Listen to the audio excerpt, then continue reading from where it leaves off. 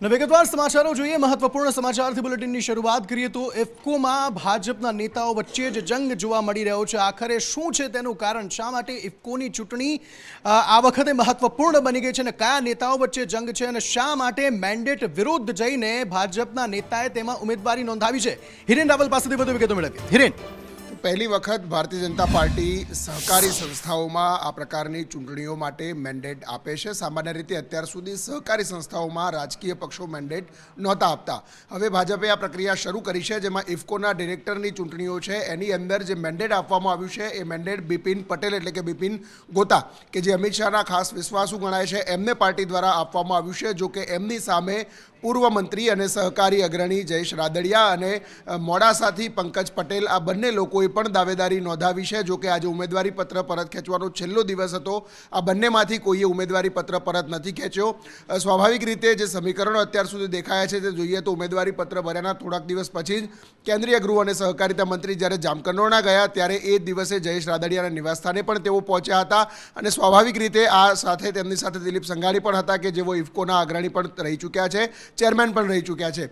આ તમામ બાબતો વચ્ચે જોઈએ તો ભારતીય જનતા પાર્ટીની અંદર જ ક્યાંક આ પ્રકારમાં આંતરિક અસંતોષ હોય તે પ્રકારની સ્થિતિ દેખાઈ રહી છે। કારણ કે જ્યારે અહીંયા ફાર્મસીની ચૂંટણી હતી ત્યારે પણ ભાજપે મેન્ડેટ જે આપવામાં આવ્યા હતા એ મેન્ડેટ પાછા ખેંચવા પડ્યા હતા અને એમાં સ્વૈચ્છિક રીતે જેને ચૂંટણી લડવી હોય એવી છૂટ આપવામાં આવી હતી। હવે સહકારી સંસ્થાઓમાં પણ આ સ્થિતિ ઉભરી આવી છે। આભાર સમગ્ર માહિતી આપવા માટે। સમાચારો તરફ આગળ વાત કરીએ। લોકસભા ચૂંટણીનો સમય છે અને તેવામાં આરોપ પ્રત્યારોપનો સમય અત્યારે જોવા મળી રહ્યો છે। તેવામાં રાજકોટ ખાતે એક પત્રિકા વાયરલ થઈ અને પત્રિકા વાયરલ થતાં જ 5 યુવકોની અટકાયત કરી લેવામાં આવીને 5 યુવકો હતા કોંગ્રેસના અને લેઉવા પટેલ સમાજના। આવે તેવામાં આરોપ પ્રત્યારોપ અને આક્ષેપ પ્રત્યાક્ષેપનો દોર આ સમગ્ર મામલા પર જોવા મળી રહ્યો છે અને ભાજપ અને કોંગ્રેસ આ મામલામાં આમને સામને જોવા મળી રહી છે। કોણે શું વાર કર્યા, કોણે શું પલટવાર કર્યા, આક્ષેપ પ્રત્યાક્ષેપ કઈ રીતે થઈ રહ્યા છે, આવો સાંભળો। રાજકોટ સંસદીય મત વિસ્તારમાં લેવા પટેલ ઉમેદવારને પ્રતિનિધિત્વ મળ્યું ત્યારે જ આ લેવા કડવા પટેલો વચ્ચે વૈમનસ્ય પેદા થાય એવો પ્રયાસ કોણ કરી રહ્યા છે? આ હું નથી કહેતો, મેં આવી કોઈ પત્રિકા જોઈ નથી, હું કે મારી પાર્ટીએ આવી કોઈ પત્રિકા છપાવી નથી, હું કે મારી પાર્ટી ક્યાંય સમાજની અંદર વિભાજન થાય 20 વર્ષનો મારો રાજકીય ટ્રેક રેકર્ડ છે। અમે ક્યારેય આવો પ્રયાસ પણ કર્યો નથી ને પ્રયાસ કરનારા લોકોને કઠણ હાથે દાબવા માટે આ લડાઈને અમે રાજકોટના મેદાનમાં લડવા આગળ વધી રહ્યા છીએ। કોંગ્રેસ પાસે કોઈ મુદ્દો છે ને ચૂંટણી લડવા માટે, કોઈ નેતા નથી, કોઈ વિઝન નથી, એટલે તૃષ્ટિકરણની રાજનીતિ કરી એક કોમથી બીજી કોમ વચ્ચે વૈમનસ્ય ફેલાવવું આ કોંગ્રેસનો જૂનો ધંધો છે। ચૂંટણી ટાઈમે જ્ઞાતિ વચ્ચે, કોમ વચ્ચે, ધર્મ વચ્ચે વૈમનસ્ય ફેલાવી એક તંગદિલી જેવો માહોલ ઊભો કરી અને સત્તામાં આવવાનું ષડયંત્ર કોંગ્રેસ વર્ષોથી કરતા આવ્યા છે। પરંતુ કોંગ્રેસ હતાશ થઈ ગઈ છે, કોંગ્રેસ બોખલાઈ ગઈ છે અને કોંગ્રેસ પાસે કોઈ કાર્યકર્તા નથી રહ્યા, એટલે આ પ્રકારના ગતકડાઓ કરવાની પ્રયત્ન કરે છે। તો આ મામલાને લઈને આક્ષેપ પ્રત્યાક્ષેપનો દોર અત્યારે રાજકોટમાં જોવા મળી રહ્યો છે। બીજો એક મુદ્દો છે ક્ષત્રિય સમાજનો। ક્ષત્રિય સમાજ પુરુષોત્તમ રૂપાલાના વિરોધમાં છે, પરંતુ સામે હવે પાટીદાર સમાજ જે છે તે પુરુષોત્તમ રૂપાલાના સમર્થનમાં ઉતરી આવ્યું છે અને આ જ સમગ્ર મામલાને લઈને પાટીદાર અગ્રણીઓની અને ઉદ્યોગપતિઓની એક બેઠક મળી હતી અને બેઠકમાં પુરુષોત્તમ રૂપાલાને સમર્થનની જાહેરાત કરવામાં આવી। બેઠકમાં કઈ કઈ બાબતોની ચર્ચા થઈ છે, મયુર સરવૈયા પાસેથી આ અંગે વધુ વિગતો મેળવીએ। મયુર,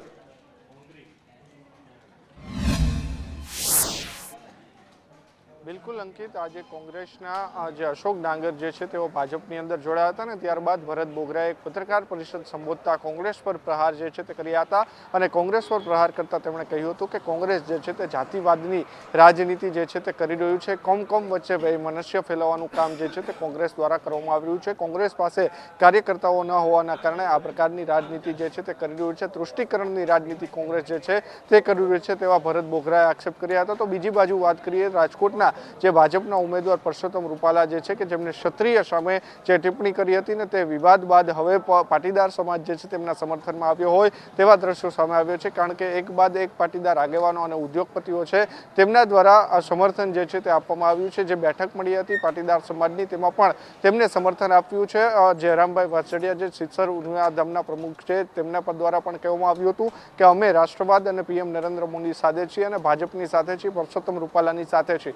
એટલે હવે એક બાદ એક જે પાટીદાર આગેવાનો જે છે તે પણ હવે જે સમર્થનની અંદર રૂપાલા જે છે પરસોત્તમ રૂપાલા તેમની સમર્થનમાં આવી રહ્યા છે. જી આભાર મયુર સમગ્ર માહિતી આપવા માટે. અને આ તમામની વચ્ચે હવે રાજ્યમાં રાજનીતિમાં ગંદી બાતની રાજનીતિ જે છે તેની શરૂઆત થઈ ગઈ છે અને દાગ ધમકીની રાજનીતિની પર શરૂઆત થઈ ગઈ છે. આમ તો એકલ દોકલ નેતાઓના નામ યાદ આવે જ્યારે આ વસ્તુ આપણે વિચારીએ, પરંતુ હવે તો આ વખતની ચૂંટણીમાં અનેક એવા નેતાઓ સામે આવ્યા જે પોતાના વિપક્ષીઓ પર પ્રહાર કરી રહ્યા છે અને રીતસર ધાક ધમકીવાળા નિવેદનો આપતા તેઓ જોવા મળી રહ્યા છે. ગુજરાતના જે નેતાઓ છે તે હવે સીધી જે વિપક્ષના જે નેતાઓ છે તેમને ઉમેદવારો જે છે તેમને ધમકી આપતા જોવા મળે. તેમાં મનસુખ વસાવાનું પણ નામ સામે આવે છે, મધુ શ્રીવાસ્તવનું નામ પણ સામે આવે છે અને જગદીશ ઠાકોરનું નામ પણ સામે આવે છે. શું કહ્યું તેમણે, આવો સાંભળીએ. તીર મારવાના એક તીર તમને જે મારનાર વ્યક્તિને ના વાગે એટલું કાળજી રાખજો ભાઈ. ચિંતાનો વિષય છે. ઉતાવળે નિર્ણય ના લેતા અને આ ઝાડુ બાળુમાં તો જતા જ નહીં. જે પણ વિરોધ કરનારા લોકોને કહો, બહુ મોટી ભૂલ કરશો ઝાડુમાં જશો તો. પાર્ટીના કાર્યકર્તાને આ ભરૂચ જિલ્લાની અંદર કોઈ રોકટોક ના કરે, પ્રચાર માટે કોઈ રોકટોક ના કરે. આમ આદમી પાર્ટીને પણ ચેતવણી આપીશું. છેલ્લા 3 દિવસ બાકી છે. ભારતીય જનતા પાર્ટીના કાર્યકર્તાનો કોઈ બેનર ફાડશો, ભારતીય જનતા પાર્ટીનો કોઈ કાર્યકર્તા પ્રચાર માટે નીકળતો હશે અને એને રોકશો, એને નુકસાન પહોંચાડવાનો પ્રયત્ન કરશો, હેરાન કરશો, તો રિઝલ્ટ પછી ભાજપના દિવસો છે. કોઈ સંસદ છે ને એને છોડવા વાળા પણ અમે નથી ભાઈ. અમે છોડવા વાળા પણ નથી. પણ ભારતીય જનતા પાર્ટી જો ભરૂચ લોકસભામાં જીતવાની છે એટલે આ ઝઘડિયા વિધાનસભામાં પણ પ્લસ થવું જોઈએ. આજે એમને ચેલેન્જ આપું છું. આજ સુધી તો મેં નથી કર્યું કશું, પણ જયારે મેદાનમાં નીકળીશ ને તો સુપડા સાફ કરતો નીકળીશ એટલું ખાતરી આપું તમને. મરવાથી ડરતો નથી ભાઈ, ખાલી ભગવાન બજરંગબલીથી ડરું છું, બાકી તો કોઈથી નહીં. मौत तो आने आवानी से आके रहेगी, मौत से क्या घबराने का. પણ આવા લોકો કાર્યકર્તાને ઉલઝપટ આપે છે કે તમને જોઈ લઈશ. હું કાર્યકર્તાને કહું છું કે જો 7 તારીખે ચૂંટણી છે તો 7 તારીખની ચૂંટણી દરમિયાન અંદર તમારા લોકોનું કોલર બી પકડે ને તો મધુ શ્રીવાસ્તવ કરતા આવજો. ફાયરિંગ ના કરું તો મધુ શ્રીવાસ્તવ ના કહેતા. એ કહેવા જગદીશભાઈ એ લોકો પૈસા બહુ વેરે 2 દાડા એવું હોય છે. પૈસા બહુ વેરે, જેટલા હાલે એટલા લઈ લેજો, આપણા જ છે. અને મત સુખરામભાઈ ને આવજો અને પાછા ભાગવા આવે તો ઘર આગળ લેબડો ગાવો હોય તો બોધી મારજો. ચૂંટણીમાં જેમ કે છે પૈસા ના લાય, ચૂંટણી પર જેમ કે છે દારૂ ના વેચાય, ચૂંટણી પંચના નિયમો એમ કે છે ભ્રષ્ટાચાર ના કરાય. ચૂંટણી પંચ જે ના કહેતું હોય એ અર્જુનભાઈ સુખરામભાઈ આ સામે વાળા કરે તો એ કાયદો તોડે છે કે નથી તોડતા? તો એ તોડે તો આપણે તોડવામાં હતો ખરો. તો એક તરફ જગદીશ ઠાકોરે આ ધાક ધમકીવાળું નિવેદન આપ્યું અને કહ્યું કે જો પૈસા આપે તો લઈ લેજો, પરંતુ મત તેમને ન આપતાને જ્યારે પૈસા પરત માંગવા માટે આવે ત્યારે લીમડે બાંધીને તેમને મારજો. આ પ્રકારનું નિવેદન તેમણે આપ્યું. ત્યારબાદ અન્ય એક વ્યક્તિને, અન્ય એક ભાજપના નેતાને જે સીજે ચાવડા છે તેમને ચતુર કાગડા સાથે સરખાવ્યા. પરંતુ આ સમગ્ર મામલે સીજે ચાવડાએ પણ પોતાની પ્રતિક્રિયા આપી. તેમણે કહી દીધું કે આ ચતુર કાગડાવાળી જે વાર્તા છે તે જગદીશભાઈને મેં જ કહી હતી. અને અમારા ચતુર કાગડાએ આખા જંગલના બધા જ પક્ષીઓના આંખમાં ધૂળ નાખીને જગમાંથી કઈ રીતે પાણી પીધું એ વાર્તા જગદીશભાઈને મેં જ શીખવાડી. એટલે ગટર ઉભરાવાનો પ્રશ્ન હોય, કર્મચારી કે અધિકારીના વાંકે ક્યાંક કામ ન થયું હોય એના સિવાય બીજો કોઈ પ્રશ્ન આવતો નથી. તો આ વખતની લોકસભાની ચૂંટણીમાં વિવાદિત નિવેદનોની જાણે વણઝાર જોવા મળી રહી છે. અલગ અલગ નેતાઓ પર પ્રહાર કરી રહ્યા છે, પરંતુ એ વસ્તુ ક્યારે જોવાની કે જ્યારે મહાત્મા ગાંધીનું જ અપમાન થઈ જાય. ગાંધીજી પર જે નિવેદન ઇન્દ્રનીલ રાજ્યગુરુએ આપ્યું તેને લઈને હવે અનેક પ્રતિક્રિયાઓ મળી રહી છે અને સ્પષ્ટતા પણ જો કે ઇન્દ્રનીલ રાજ્યગુરુએ આપી છે. આ સમગ્ર મામલો શું છે, કેવા આરોપ પ્રત્યારોપ આ સમગ્ર મામલાને લઈને થઈ રહ્યા છે, ધવલ માકડિયા પાસેથી વધુ વિગતો મેળવી. ધવલ, જી અંકિત, રાજકોટ લોકસભા બેઠક પર વિવાદિત નિવેદનો માટે ખૂબ જ વખણાઈ રહી છે અને એમાં જ ફરી ઇન્દ્રનીલ રાજગુએ રાષ્ટ્રપિતા ગાંધીજીનું અપમાન કર્યું છે. રાહુલ ગાંધીના વખાણ કરવા જતાં એમને રાષ્ટ્રપિતા મહાત્મા ગાંધીનું અપમાન કરી દીધું. ગઈકાલની એક જનસભામાં સંબોધન કરતા હતા ત્યારે કહ્યું, પછી જો કે સ્પષ્ટતા કરવા માટે મીડિયા સમક્ષ આવી ગયા અને તેમણે કહ્યું કે ભાઈ મેં તો પુસ્તકો ખૂબ વાંચ્યા છે, ગાંધીજીના બધા જ પુસ્તકો અને જ્ઞાન વિશે જાણું છું, પરંતુ મેં તો નીડરતાની વાત કરી હતી રાહુલ ગાંધીની, મારો આવો કોઈ જ ઈરાદો નહોતો. જો કે આ મુદ્દે ભારતીય જનતા પાર્ટીએ ઋષિકેશ પટેલ જે ગુજરાત સરકારના પ્રવક્તા છે એમણે પણ કહ્યું છે કે ભાઈ આ બાબા સાહેબનું પણ અપમાન કર્યું છે, હવે રાષ્ટ્રપિતા મુદ્દે આવા શબ્દો બોલી રહ્યા છે. જો કે આમાં જ એક હિતેશ વોરા જે રાજકોટ કોંગ્રેસના નેતા છે એમણે તો એવું કહ્યું કે ઇન્દ્રનીલ રાજગુરુ કોઈ ભૂલ કરી જ નથી, આ તો રાહુલ ગાંધીના વખાણ કરવા જતાં જ કંઈક ભૂલ થઈ ગઈ છે. જી આભાર સમગ્ર માહિતી આપવા માટે. તો ભૂલ થઈ ગઈ છે, પરંતુ આવી ભૂલ શા માટે? અને એવા આક્ષેપ પ્રત્યાક્ષેપ પણ થઈ રહ્યા છે કે ઇન્દ્રનીલ રાજ્યગુરુ જે છે તેમના ત્યાં 7 વાગ્યા પછી ન જવાય, આવા નિવેદન પણ જે કોંગ્રેસમાંથી ભારતીય જનતા પાર્ટીમાં આજે જ આવેલા નેતાએ તેમના માટે આ નિવેદન આપ્યું છે. ખેર, આ બધી વાતો તો થઈ આંતરિક વિખવાદની, પરંતુ હવે વાત કરીએ પરેશ ધાનાણીની. ઉમેદવાર છે રાજકોટમાં કોંગ્રેસના, અને તેવામાં પ્રચાર પ્રસાર પૂરજોશમાં કરી રહ્યા છે. અલગ અલગ અનોખા પ્રચાર કરતા પરેશ ધાનાણી જે છે તે જોવા મળે છે. અને આ વખતે જ્યારે તેમણે સભા સંબોધી ત્યારે ભારતીય જનતા પાર્ટી પર રીતસરના તેઓ વરસ્યા છે. આ સભામાં પરેશ ધાનાણી આખરે શું કહ્યું, કઈ રીતે ભારતીય જનતા પાર્ટી પર વરસ્યા, આવો સંભળાવીએ તમને. કીધું કે સંસદ સભ્ય બનવા માટે આ રાજકોટ એ પ્લેટફોર્મ છે નહીં. રાજકોટના રેલવે સ્ટેશને કન્ટેનર ડેપોનું સપનું છે ને, એનો પાયો નાખવા રાજકોટ આવ્યો છું. આ રાજકોટના રૂડા આંગણીએ નાના અને મધ્યમ ઉદ્યોગોને વૈશ્વિક પ્લેટફોર્મ એવું કન્વેન્શન સેન્ટર બનાવવા માટે રાજકોટ આવ્યો છું. એકતાનો ગુલદસ્તો, એવી લોકશાહી એની વિશ્વમાં ઓળખ બનાવી હતી.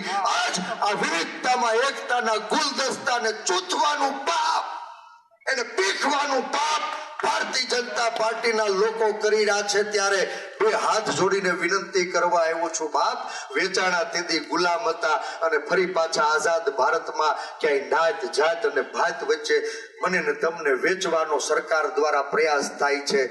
ક્યાંય વર્ગ વિગ્રહના ની આગમાં રાજકીય રોટલા શેકવાનો પ્રયાસ થાય છે. તો આક્ષેપ પ્રત્યાક્ષેપોનો દોર આ સમગ્ર મામલાને લઈને અત્યારે જોવા મળી રહ્યો છે. પરંતુ પત્રિકા કાંડની વાત કરીએ, જે પત્રિકા વાયરલ થઈને ત્યારબાદ જે યુવકોની અટકાયત કરી લેવામાં આવી હતી, ધરપકડ કરવામાં આવી હતી, તેમને જામીન પર મુક્ત કરવામાં આવ્યા છે. જી હા, માહિતી મળી રહી છે કે તમામ જે યુવકો છે તેમને જામીન પર મુક્ત કરવામાં આવ્યા છે. જે 5 જેટલા યુવકો હતા તેમને જામીન પર મુક્ત કરવામાં આવ્યા છે. પત્રિકા વાયરલ કરવાનો જે કેસ હતો, પત્રિકા વાયરલ કેસ બાદ આ મામલે આક્ષેપ પ્રત્યાક્ષેપ પણ ઘણા થયા. લેઉવા પાટીદાર સમાજના લોકો આ યુવકો માટે આગળ આવે ને તેમણે કહ્યું કે શા માટે વારંવાર લેઉવા પાટીદાર યુવકો સાથે જ આ પ્રકારનું વર્તન કરવામાં આવે છે. અને આ જ સમગ્ર મામલાને લઈને હવે કોર્ટમાંથી તેમને જામીન મળી ગયા છે.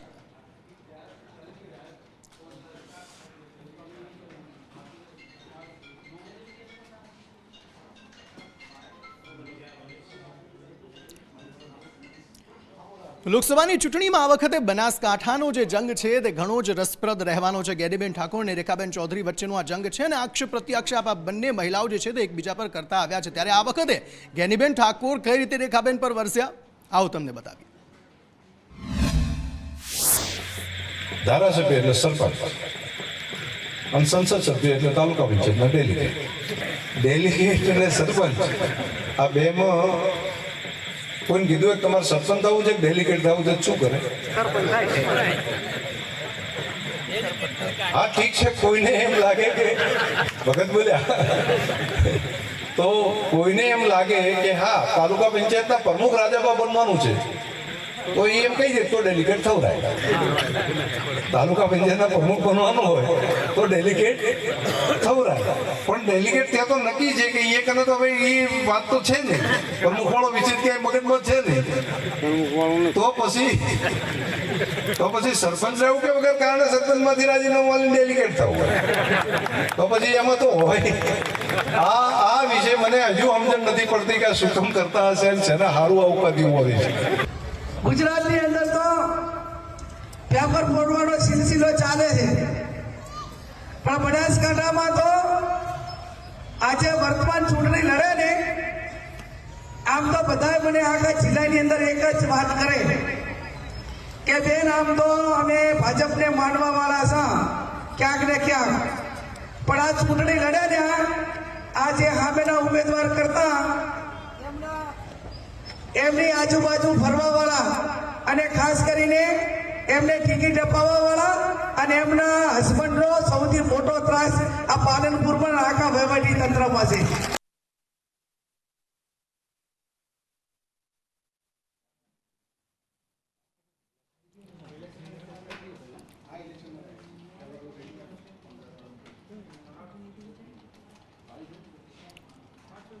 તો આ તરફ લોકસભાની ચૂંટણીનો જંગ ભારે જામ્યો છે. 7મી તારીખે જ્યારે મતદાન થવાનું છે ત્યારે ઉમેદવારો એકબીજા પર આક્ષેપ પ્રત્યાક્ષેપ કરવાનું ચૂકતા નથી. એક તરફ લાલુ પટેલ, કેતન પટેલ વચ્ચે પણ આક્ષેપ પ્રત્યાક્ષેપોનો દોર જે છે તે ચાલી રહ્યો છે. ચૂંટણી પ્રચાર દરમિયાન બંને ઉમેદવારો એકબીજા પર આકરા પ્રહારો કરતા જોવા મળ્યા. ભાજપના લાલુ પટેલ કોંગ્રેસના કેતન પટેલને ભાગેડું ગણાવી રહ્યા છે. એમને કે તમે 5 વર્ષ ક્યાં હતા, ભ્રમણ છોડીને ભાગી ગયેલા. અને કેટલા તો કેસીસ છે એના પર, સીબીઆઈનો કેસ બી છે એના પર. એમને જે ભ્રષ્ટાચાર કરેલા ને, લોકો નોકરીના પૈસા, આ જ્યારે જિલ્લામાં જેમાં ત્યાંના બધા રોડના એ કેટલા પૈસા ને એટલા તો કેસ થયેલો એના પર. ભાગેડુ તો લાલુભાઈનો પરિવાર છે. તરુણાબેન ભાગેડુ છે. ગુજરાતમાં કેસ ચાલી રહ્યા છે દારૂના બુટલેગરોના, તરુણાબેન પર, એમના સન પર. મારા ખ્યાલથી લાલુભાઈ પર બી બુટલેગરનો કેસ ચાલુ છે. દારૂનો ધંધો તો એમનો છે, બાર રેસ્ટોરન્ટ એમનું છે, વાઇન શોપ તો એમપીનું છે. લાલુભાઈ દારૂનો ધંધો કરે છે અને હર મહિને 100 કરોડ રૂપિયા કમાય છે ગુજરાતમાં દારૂ મોકલાવીને.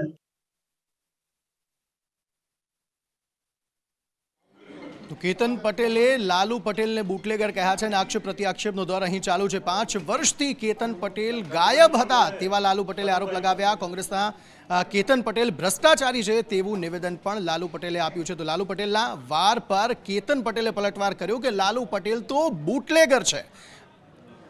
લાલુ પટેલનો પરિવાર પણ જે છે તે દારૂનો ધંધો કરે છે. લાલુ પટેલની પત્ની અને પુત્ર પર દારૂના કેસો છે તેવા આરોપ પણ કેતન પટેલે લગાવ્યા. લાલુ પટેલ દારૂનો ધંધો કરી 100 કરોડ રૂપિયા કમાયા છે તેવા આક્ષેપ પણ કેતન પટેલ દ્વારા કરવામાં આવ્યો છે. દમણ લોકસભા બેઠકના ઉમેદવારો એકબીજા પર આક્ષેપ પ્રત્યાક્ષેપ કરતા જોવા મળી રહ્યા છે અને સતત તેઓ ચર્ચાના ચકડોળે જે છે તે સમાચારોમાં અત્યારે જોવા મળી રહ્યા છે. લાલુ પટેલ અને કેતન પટેલ સતત પ્રહારો કરી રહ્યા છે.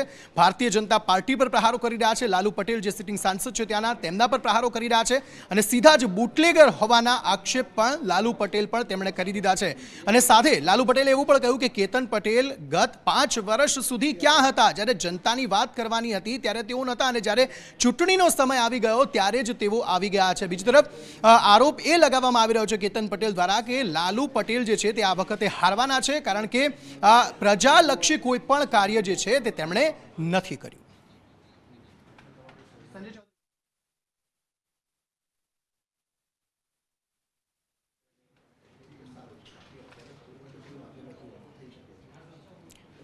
તો આ તરફ અમેઠી અને રાયબરેલી રાહુલ ગાંધી આખરે ક્યાંથી લડશે તે નક્કી થઈ ચૂક્યું છે. રાયબરેલીથી રાહુલ ગાંધી આજે નામાંકન ભર્યું છે. આજે નામાંકન ભરવાનો અંતિમ દિવસ હતો ને તેવામાં રાહુલે ત્યાંથી નામાંકન ભર્યું છે. આખરે કોણ કોણ તેમની સાથે રહ્યા અને આ રાજકીય ગણિત શું કહી રહ્યું છે? શા માટે અમેઠી નહીં અને રાયબરેલીથી રાહુલ ગાંધી એ નામાંકન ભર્યું છે? સમગ્ર મામલે સંજય ચૌધરી પાસેથી વધુ વિગતો મેળવીએ. સંજય, ગાંધી પરિવારની જે પરંપરાગત બેઠકો હતી એના ઉપરથી 2 બેઠકો પરથી કોણ લડશે એ રાહ જોવામાં આવી રહી હતી. પરંતુ જ્યારે સોનિયા ગાંધીને રાજસ્થાનથી રાજ્યસભામાં મોકલવામાં આવ્યા હતા ત્યારથી એક વાત સ્પષ્ટ હતી કે સોનિયા ગાંધી લોકસભાની ચૂંટણી નહીં લડે, પરંતુ તેમની જગ્યાએ કોને આપવામાં આવશે. ખાસ કરીને પ્રિયંકા ગાંધીનું નામ ચાલી રહ્યું હતું કે રાહુલ ગાંધી વાયનાડથી લડી રહ્યા છે. તેવા સંજોગોમાં પ્રિયંકા ગાંધી ત્યાંથી લડશે, પરંતુ આજે કોંગ્રેસે સ્પષ્ટ કરી દીધું છે અને ત્યાંથી રાહુલ ગાંધી અને રાયબરેલી એ ગાંધી પરિવારની પરંપરાગત બેઠક પર.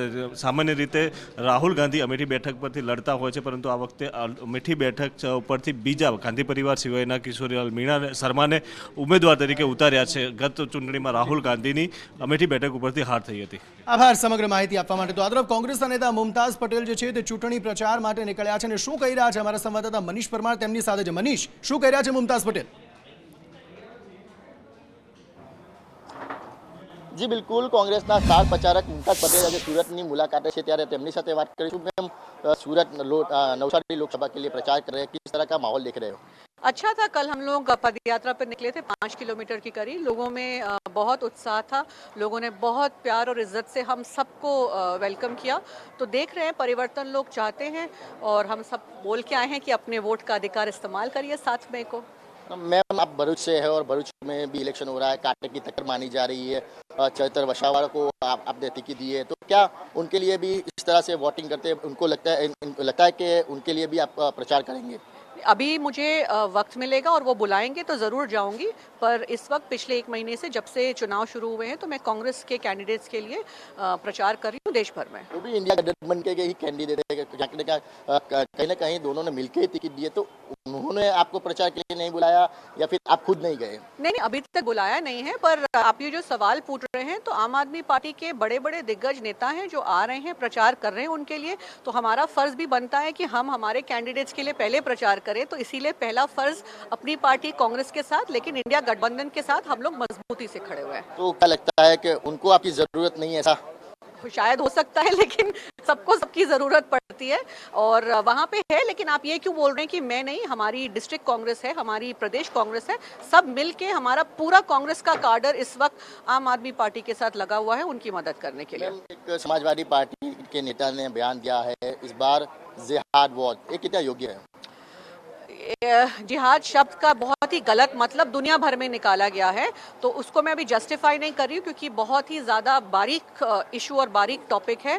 पर जो मुझे समझ आया कि उनका कहने का मतलब ये था कि भाई आप लोग संघर्ष करिए, वोट आके बाहर निकल के दीजिए और एक पूरी ताकत से वोट करिए। यही વડાપ્રધાન નરેન્દ્ર મોદી 14 મે પોતાનું નામાંકન ભરવાના છે। ત્રીજી વખત વારાણસીથી ઉમેદવારી તેઓ નોંધાવશે અને 13 મે એક શક્તિ પ્રદર્શન સ્વરૂપ રોડ શો જે છે તે પ્રધાનમંત્રી કરવાના છે। આ સમગ્ર મામલે વધુ માહિતી મેળવીએ હિરેન રાવલ પાસેથી। હિરેન, તો પ્રધાનમંત્રી નરેન્દ્ર મોદી પોતાના સંસદીય મત વિસ્તાર વારાણસીમાં ફરી એકવાર એટલે કે ત્રીજી વખત ત્યાંથી ઉમેદવારી કરવા જઈ રહ્યા છે। આ વખતે ભારતીય જનતા પાર્ટીએ જે સિસ્ટમ બનાવી છે એ પ્રકારે ઉમેદવારી પત્ર ભરવા જાય એ દિવસે રોડ શો ઉમેદવારો જનરલી નથી કરવાના। આગળના દિવસે એટલે પ્રધાનમંત્રી પણ 13 મેના રોજ વારાણસી શહેરની અંદર રોડ શો કરશે, જેની અંદર પ્રધાનમંત્રી ઉપરાંત ભાજપના અલગ અલગ રાજ્યોના નેતાઓ પણ ત્યાં હાજર રહેશે।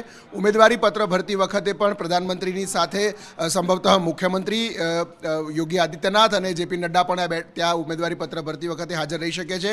મહત્વનું છે કે તેમની સાથે જે સમર્થકો હોય છે, સમર્થકો જે 5 સમર્થકોની સહી જોતી હોય છે, એમાં દર વખતે અલગ અલગ પ્રકારના પ્રયોગ કરવામાં આવે છે। એમાં આ વખતે પણ એવું થઈ શકે કે સરકારી યોજનાઓના લાભાર્થીઓ છે ને એમાં ખાસ મહિલાઓને પણ એમની સાથે સમર્થક તરીકે રાખવામાં આવી શકે છે। એક ભવ્ય રોડ શો અને એ પ્રકારે ઉમેદવારી પત્ર પ્રધાનમંત્રી ભરવા જશે। ગુજરાત સહિત અલગ અલગ રાજ્યોના નેતાઓ પણ એમના ઉમેદવારી પત્ર ભરતી વખતે ત્યાં હાજર રહેશે અને પ્રધાનમંત્રી વારાણસી દર્શન કરશે કાશી વિશ્વનાથના અને ત્યારબાદ પૂજા અર્ચના કરી અને રોડ શો અને ફોર્મ ભરવા માટે જશે। આભાર સમગ્ર માહિતી આપવા માટે। આ તરફ વાત ભરૂચની કરીએ તો ભરૂચમાં એક હેડ કોન્સ્ટેબલે આત્મહત્યા કરી હોવાની માહિતી જે છે તે પ્રાપ્ત થઈ રહી છે। ગોળી મારીને પોતાની જાતને પતાવી દીધી છે અને આત્મહત્યા આ હેડ કોન્સ્ટેબલે કરી છે। આખરે શું છે વધુ વિગતો? વસીમ મલિક પાસેથી વધુ વિગતો મેળવીએ। વસીમ,